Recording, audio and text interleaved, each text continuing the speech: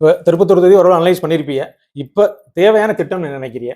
First நீங்க பொதுமக்களுக்கு என்ன ஒரு அஷூரன்ஸ் குடுப்பீங்க? நான் ஃபர்ஸ்ட் இந்த திட்டத்த பண்ணுவேன் அப்படிங்கிற மாரி.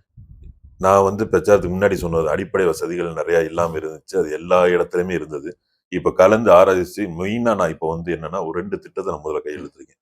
முதல்ல வந்து குடிநீர் பிரச்சனை. இந்த திருப்பத்தூர் தொகுதிக்கு நிரந்தரமா ஒரு குடிநீர் பிரச்சனைக்கு என்ன தீர்வு கொண்டு வரலாம் அப்படிங்கிறத அது வந்து அதிகாரிகளுடன் பேசி தலைமையிடமும் பேசி என்ன தீர்வு இதுக்கான தீர்வு மக்களுக்கு கொண்டு வரணும் பார்க்கிறேன். 2வது நான் மெயினா எடுத்திருக்கிறது இளைஞர்களுக்கான வேலை வாய்ப்பு. இந்த 5 வருடத்துல எப்படியாவது ஒரு திருப்பத்தூர் சட்டமன்ற தொகுதியில ஒரு தொழிற்சாலை இளைஞர்களுக்கு வேலை பார்க்கிற அனைத்து தகுதி படைத்த இளைஞர்களும் இது கொண்டு வரணும் அப்படிங்கிறதுக்கான திட்டங்கள் இருக்கு. அது மாதிரி ஒரு டைட்டில் பார்க் ஒண்ணு படித்த இளைஞர்களுக்கான ஒரு டைட்டில் பார்க் கொண்டு வரணும். மிக்க வேலை வாய்ப்புக்கு வந்தது. அதுக்கப்புறம் மக்களுக்கு என்னென்ன பண்ணணுங்கிற அடிப்படை வசதிகள் செஞ்சார். முக்கியமா நான் கையில் எடுத்திருக்கிற 2 விஷயம் தான். ஒண்ணு குடிநீர் பிரச்சனை திருப்பத்தூர் சட்டமன்ற முழுக்க தீர்த்து வைக்கணும். அதுக்கடுத்து இளைஞர்களுக்கான வேலை வாய்ப்பு. அதுக்கப்புறம் சாலை வசதி, தெரு விளக்குகள் அதெல்லாம் வந்து அடிப்படை வசதிகள். அது எல்லாத்தையுமே செய்யறதுக்கான படிகள் அனைத்துமே, அதாவது மக்கள் எனக்கு வாக்களித்து அனைத்து மக்களும் என்னை எந்த எதிர்பார்ப்புல நினைச்சு வாக்களிச்சாங்களோ அவங்க எல்லாருமே திருப்திப்படுத்துறதுக்கான ஆட்சியை எங்க ஆட்சி தரும். அதுவும் நம்ம தங்க தளபதி அவர்கள், முதலமைச்சர் விஜய் அவர்கள் இந்த ஆட்சியை கொடுப்பாருங்கிற நம்பிக்கை எல்லாரும் இடத்துல இருக்கு. அந்த நம்பிக்கை என்னைக்குமே வீணாகும்.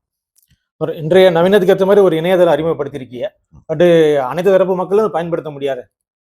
இல்ல அதுக்கு தான் நான் இங்க சொன்னது. அதாவது ஒரு நியூஸ் பேப்பர்ல படுத்தாங்க. நீங்க டைம்ஸ் ஆஃப் திருப்பத்தூர்ல தான் போட்டீங்க. படித்தவர்களுக்கு இணையதளம், படிக்காதவர்களுக்கு நேர்ல வந்து அது புகார் பெட்டின்னு. அது மாதிரி தான். அதாவது இணையதளம் வந்து இப்ப ஓரளவு வந்து எல்லாரும் பயன்படுத்திக்கிறாங்க. ஒரு வீட்ல இருந்தாலும், முதியோர்கள் இருந்தாலும் தான் பேரன் பேத்திட்ட ஏதோ சொல்லியிருக்காங்களே என்னங்கிறதுன்னு ஒரு குறை. அத வந்து இணையதளம் வந்து பயன்படுத்துறது வந்து இப்ப நம்ம சாதாரணமா நினைக்கிறோம். ஆனா வந்து எல்லார் வீட்லயுமே இணையதளம் பயன்படுத்துறாங்க. எல்லா வீட்லயும் மொபைல்ல யூஸ் பண்றாங்க, இது பண்றாங்க. ஏன்னா இப்ப ஆரம்பிச்சதுல இருந்தே நிறைய மனுக்கள் வந்திருக்கு. நேத்து நைட்லாம் கூட அதெல்லாம் படிச்சு பார்த்துட்டு தான் இருந்தோம். நிறைய மனுக்கள் வந்திருக்கு. அது இல்லாம இந்த புகார் பெட்டி. புகார் பெட்டி வந்து எல்லாமே செய்ய குடுத்துருக்கோம். வந்தோனே எல்லா ஊர்லயுமே படிப்படியா வச்சிருவோம். ஒவ்வொரு ஊர்ல வைக்கிற மாதிரி. ஒரு ஊர்லயுமே. எல்லா கிராமத்திலயுமே ஒரு புகார் பெட்டி வைக்கிறது தான். அதுல முடிவா இருக்கும். ஏன்னா வந்து அந்த புகார் பெட்டி வச்சு எங்களோட நிர்வாகிகள் அது கலெக்ட் பண்ணிட்டு கொண்டு வந்து எம்எல்ஏ ஆபீஸ்ல குடுப்பாங்க.